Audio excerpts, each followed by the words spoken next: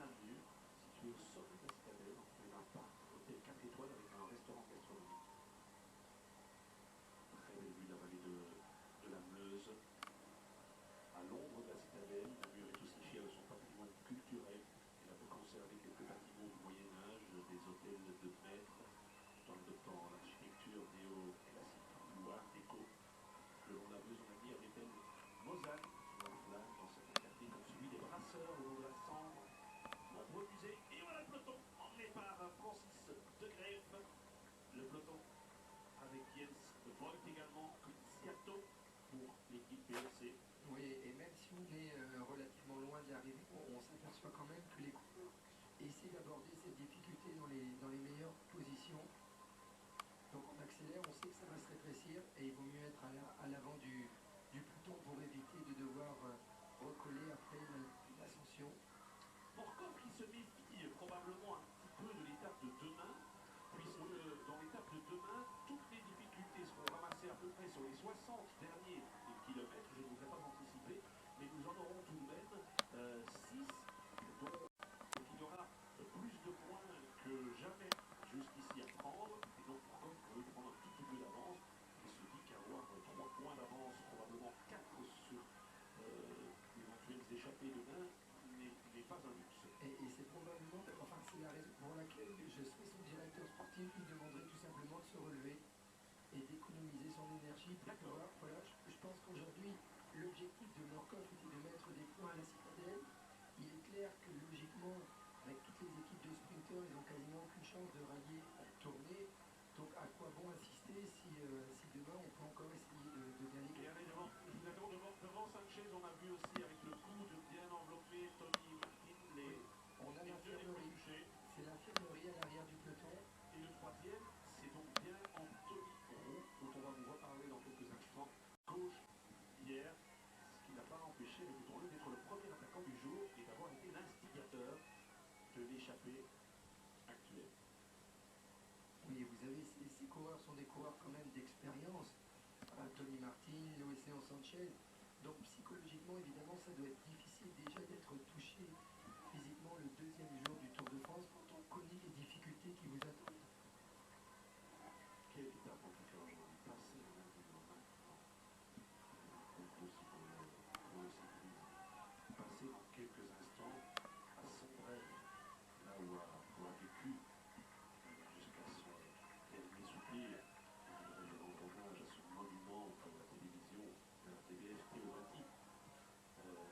Se retrouver également à l'arrivée à Tournai, la ville de Luc Varet, qui il y a 35 ans commentait son 30e et dernier Tour de France, passer dans une région où mon fidèle Albin Delso habite, qui nous a piloté avec talent pendant 15 ans dans ce Tour de France, davantage même, puisqu'il s'est aussi occupé de Théomatique. Passer aussi auprès de personnages comme Claude Triquillon, qui fut, au-delà de sa belle carrière, notre premier consultant. Yves Vanache, l'organisateur, je ne peux pas tous les citer, mais quand on a vu, c'est vrai, dans le Hainaut, cette transition Namur et les coureurs Hector Derrien, Omer Heuil, Charles de Reuil, Ralbert Dupont, le tout premier Joseph Vandal, avec Rex Willy Bocklam, Bernard Van de Kerkhove, Jean-Luc Van den Broek, toute la famille Van den Broek d'ailleurs, Franck, Claude Triquillon, Stéphane Forgeant, André Mequin, Michel Volmot, Franck Van der Matteo, Thierry Maréchal, Sébastien Marotte, etc. Tout ça, ce sont des noms que vous pouvez retrouver dans le remarquable ouvrage écrit par Picard dans le Tour de France. Citadelle de Namur, Vauban 1692, Tour de France 2012, toute une histoire, ça c'est sur l'esplanade de la citadelle de Namur que l'on découvre ici.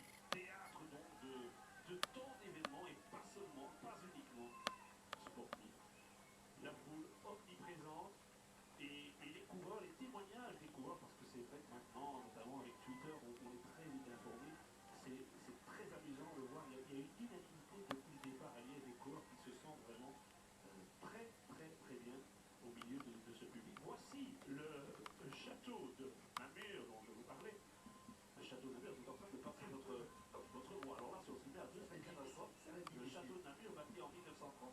décombres d'un premier édifice de 1901 détruit pendant la guerre.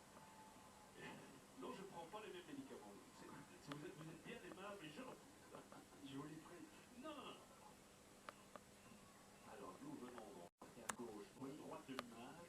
Oui, Je tourne à gauche et ici, on va replonger sur Namur. Finale que je connais bien, puisqu'en 2007, c'est Bert de Waal qui est venu me souffler la victoire sur la ligne. Exact. Et oui, exact. J'ai eu la mauvaise idée de le laisser passer à l'intérieur du virage, et il en a profité très intelligemment. Mauvaise connaissance du parcours. Manque d'expérience, je pense. La cathédrale Saint-Aubin qui se trouve ici maintenant sous vos yeux. La cathédrale Saint-Aubin qui fut érigée par le comte Albert II hors des murs de la ville. Inondée maintes fois, démodée, trop petite, elle sera reconstruite. Je crois qu'il y a eu des noms. Je pense pas. Ouais, il y a eu des. Donc ils sont deux. Alors, la tour Saint-Jacques, beffroi Namur. Heureusement qu'elle ne parle plus, cette tour Saint-Jacques, construite en 1388 comme partie de l'enceinte de la ville. Elle devint un beffroi en 1746, un des 56 beffrois de Belgique et de France, classé au patrimoine mondial de l'UNESCO. Préservée et restaurée, elle sera chapeautée d'un lanterneau octogonal abritant la cloche, le tout surmonté. Davantage de points à prendre pour le partie du quatrième, forcément. Donc on devrait voir évidemment plus de sprinteurs se mêler à la bataille.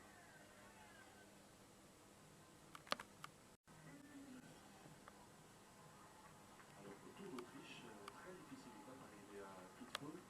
C'est Davide Di Luca qui s'est imposé. Il est déjà passé sur le bouche du titre national italien, battu par un autre qui vient de l'Anvers, c'est Pelizzotti. Oui. L'ancien meilleur grimpeur sur le Tour de C'est son meilleur résultat du contre-la-montre du Critérium international. Et on l'a vu échapper, il aime bien la région, dans la flèche wallonne.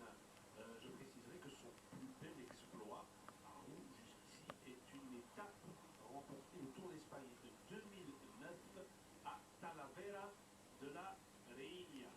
Roux, c'est un gars qui est un Lorrain, qui nous vient de Verdun,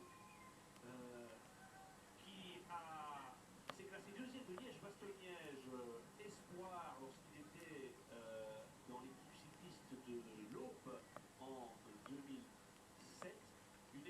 Son compagnon échappé Christophe Kern a remporté 5 ans plus tard. Donc il a fait un petit peu mieux. Donc Anthony Roux, rouleur, qui avait révélé un volume athlétique assez impressionnant dès qu'il était passé en pression. Il était passé avec le peloton bien étiré au-dessus des rails du chemin de fer et le peloton à son tour